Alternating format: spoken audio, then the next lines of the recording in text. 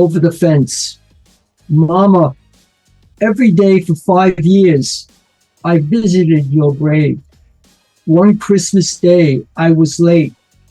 The cemetery gates were locked.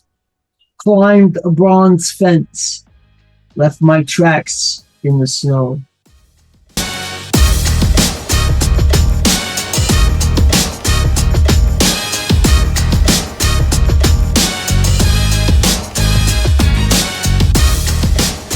Welcome to Bookwrights House, where stories become bridges between memory, humanity, and the shared experiences that shape our lives.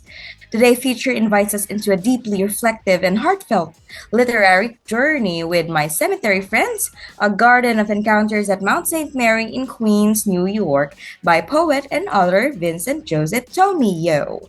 More than a book about cemeteries, my cemetery friends is a meditation on life itself. A celebration of connection, remembrance, compassion, and the quiet encounters that transform how we see the world around us. Mr. Tomeo, welcome to Bookwrights House. It is truly an honor to have you with us today. Okay, Well, thank you. It's an honor for me to be here. Thank you. Okay, so let's start first with the foundation or the inspiration and setting of this story. So the Living Museum. You describe Mount St. Mary Cemetery as a living museum rather than simply a resting place. So what first drew you to this particular location in Queens as a source of literary inspiration? Well, I live in a very heavily populated urban area, downtown Flushing, Queens, in New York City. So it's very hard to walk here in the neighborhood. So I get in my car, I drive over to the cemetery, and I walk the 3.5 miles every day. I find peace and solace walking through a garden-like setting. And during the pandemic, it was wonderful because I could go there, take off my mask, and I don't have to worry about the dead because they're not going to kill me. Indeed. Okay, so let's talk about the title's meaning. The title, My Cemetery Friends, feels deeply personal and intriguingly paradoxical at the same time.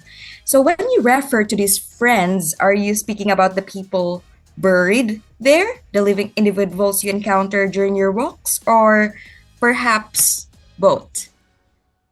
All three. It's the past, it's the present, it's the future. I made friends actually walking through the cemetery. For example, one day I was walking through the cemetery and I saw Father Zanin, who was the chapel of the cemetery. He's no longer with us. He was the chapel of the cemetery. He used to do the official burying and mass. So as I'm walking, I see the priest and the casket and nobody else. And it's raining. So I stopped and said a prayer. And he said to me, "Are you family?" I said, "No." He said, Are you a friend of this person?" "No." "Did you know this person?" I said, "No." He said, "Why then did you stop?" I said, "Because nobody should be buried all alone." So I thought I would pay my respects. So he said to me, "Well, what brings you here?" I said, "Well, I've been walking here for 35 years. My mother's buried here, but since I live in a very heavily populated urban area, I really have no place to walk. So this is the place I come and walk." So he said to me, "Let me walk with you to your mother's grave and give her a blessing." So we walked to my mother's grave in the rain, and on my mother's grave, he blessed her. And that was the beginning of a long friendship for over 35 years.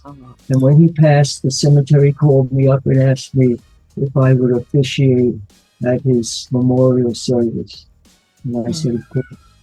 And I did. And my poem is in the niche with his ashes.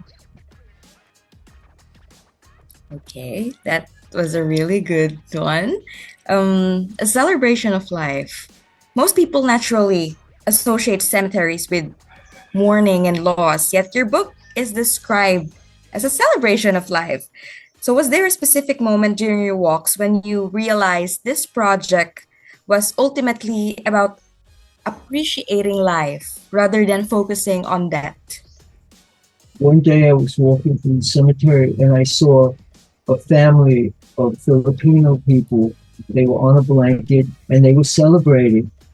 And several generations, the children and the older adults, and they were sitting on this grave and they were paying homage and honor to their dearly departed.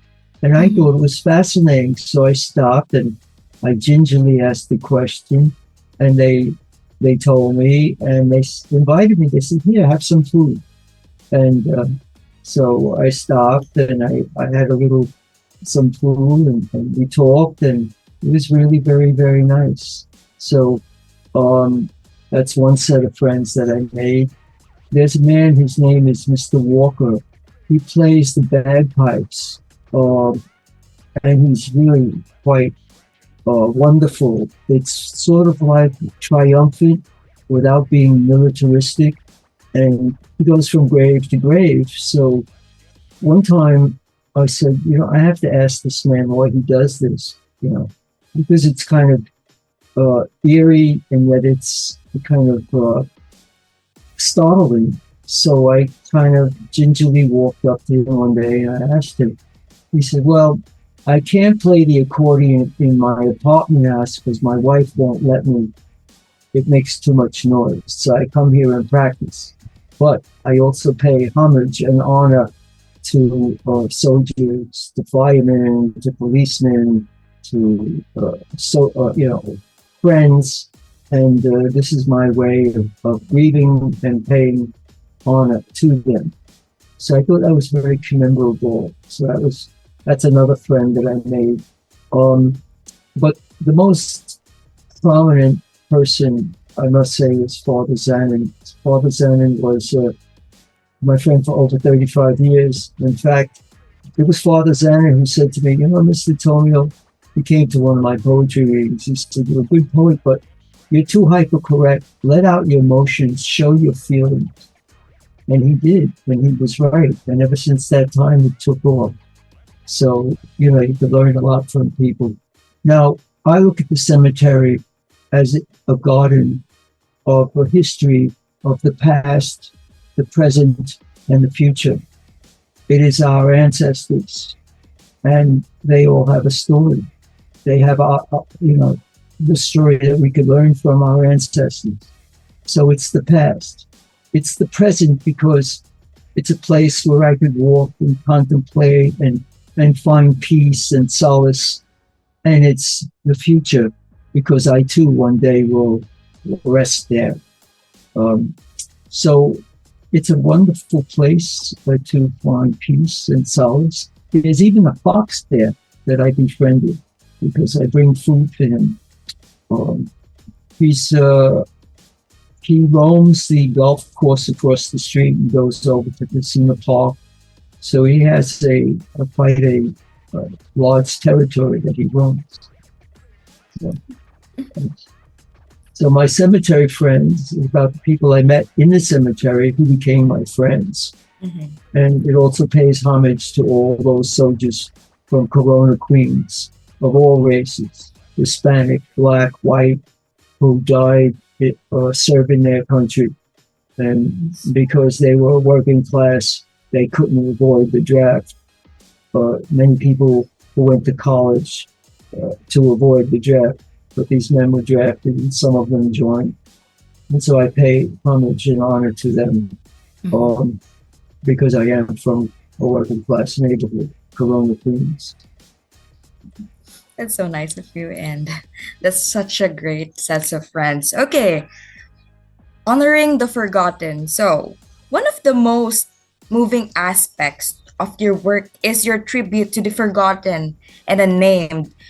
As a writer and a poet, how do you give presence and dignity to individuals whose story may no longer be remembered by others? Well, everybody should be remembered who lived, who walked this earth, who was born, who was baptized, and even who wasn't baptized. Mm-hmm. because if they're not remembered, they die twice. So their names should be made known, and they should be honored, and they should be remembered because they had a mother, they had a father, perhaps they had a wife, brother, or sister. I don't know. But I saw one grave and it had no marking on it. And I said, that's comparable to Potter's Field, where they put the unknown and the unmarked, and nobody should be cast aside that way. They should be remembered. Okay. So, the poet's perspective. As an internationally recognized poet, how does poetry shape the way you observe everyday details and uncover things overlooked before? Did your poetic background influence the structure and rhythm of this book's storytelling? Yes, the book is mixed, Jared. It's poetry, it's prose, it's photography, Mhm. and it's blank verse, free verse. I mean, I could write in iambic pentameter and really complicated poetry, but I wanted to keep it simple. I don't want to be obtuse. I want the average person to relate to it, and I want them to be able to experience what I've experienced. It was Christmas and I was late. I went to the cemetery. I wanted to pay my respects to my mother. So the cemetery gates were locked. So I climbed the fence and left my footprints in the snow because I wanted to go to my mother's grave for Christmas. And the security guard was sleeping in his car. He didn't see me or didn't say anything, but I left my footprints all the way to my mother's cemetery grave and back, and I climbed over this big bronze fence. Okay. So, the cemetery itself almost feels like a character within the narrative, peaceful, reflective, and alive with symbolism. How did the garden pathways, changing seasons, and natural beauty help shape the emotional atmosphere of the book? Well, the cemetery reflects the seasons. Yes. In autumn, all the leaves turn and they fall, and it's really quite lovely. In wintertime, it's a blanket of snow, and that, of course, when it's virgin, is really quite lovely. And then, of course, when spring comes, the flowers start to bloom, and in summertime, different flowers bloom. And it's sometimes when walking in the cemetery at different times, there's several mausoleums with stained glass windows, and the stained glass windows reflect, are enhanced by the light, and they're really, really quite stunning to look at. So there's a lot of beauty in the cemetery. And I look at the cemetery not as a place just for the dead. It's a history. It's our history. It's our grandparents, our parents, our loved ones. So we have a stake in that history. As I said, it's the past, it's the present, and it's our future too. So there go I, but for the grace of God. Of course, I'm not going to go yet. I want to live to about 100 maybe. As long as I have my health and my mind, and if I lose my keys and I find them and I don't know what to do with them, well, then I'm ready to check out. Okay. So the next question, I quite like this.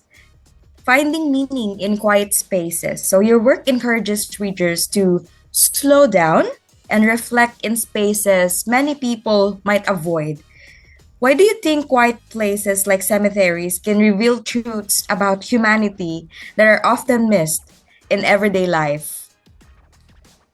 Well, because some people look at it, they just think of cemeteries as a place for the dearly departed, for the dead. But it's more than that. It's history. It's a garden. You know, it's New York City history.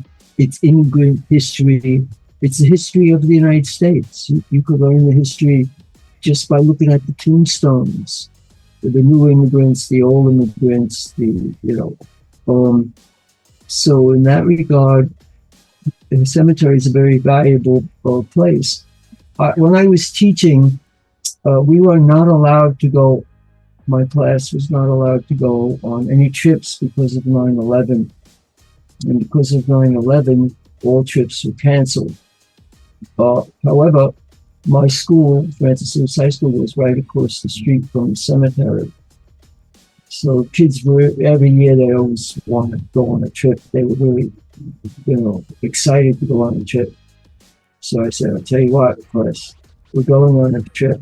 They said, yeah, right across the street to the cemetery.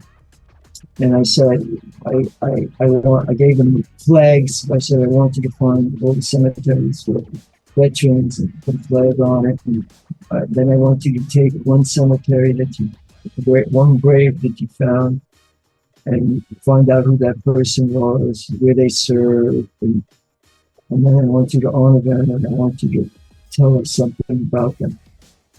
So at first the kids didn't want to go, but then they loved it. They said, wow, that was really great. They were happy to get out of school, and also at the same time, it was like a hands-on kind of thing. And the kids said to me, gee, we never looked at a cemetery that way. I said, well, listen, we have to look at things in all different kinds of ways. Okay. Yes, the cemetery served as an open book to New York City history, immigration history, and American history. Indeed. You find many things in the cemetery than most history books. That's right. Yeah, it is a history book. Yes. Okay, so while we're at this topic, many readers have described your work as emotionally transformative and deeply reflective.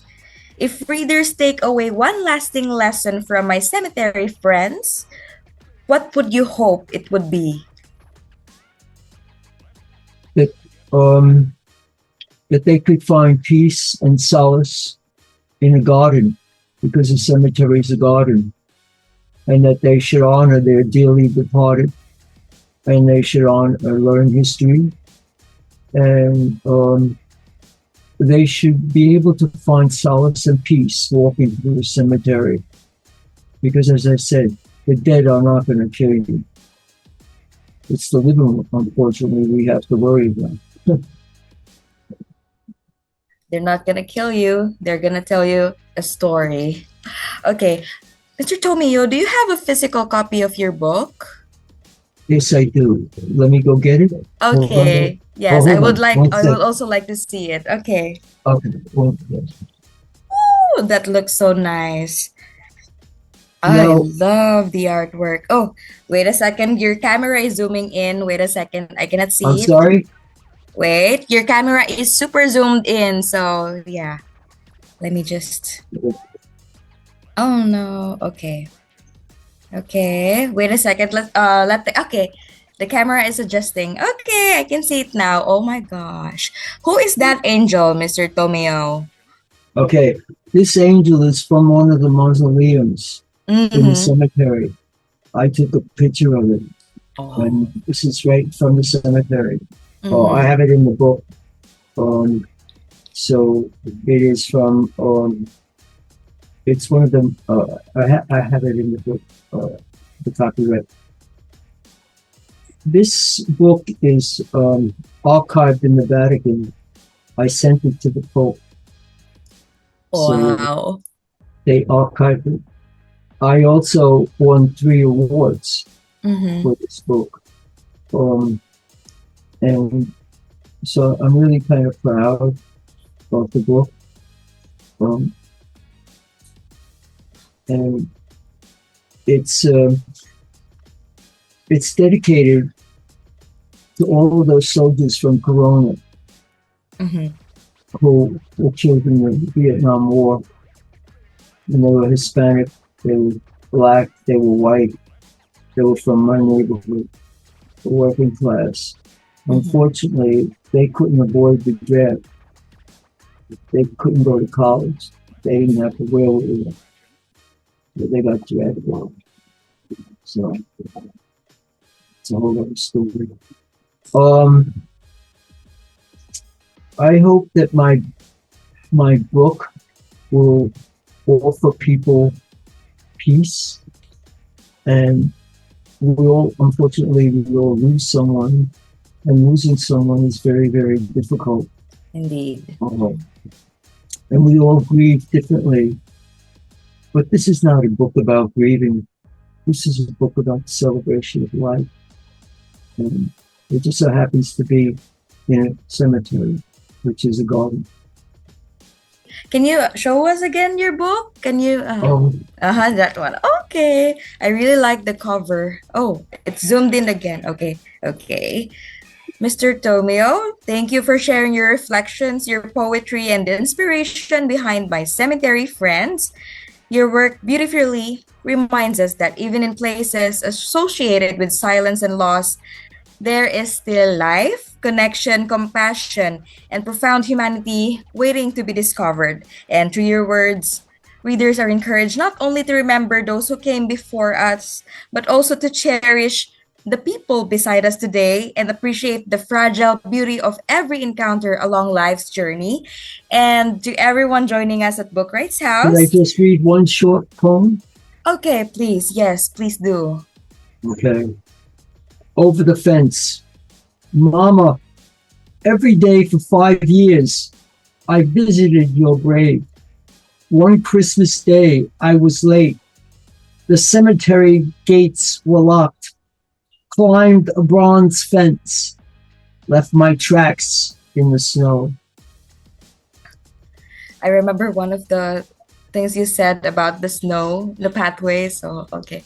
That was beautifully done. Okay. Again. And to everyone joining us at Bookwrights House, thank you for being part of today's conversation.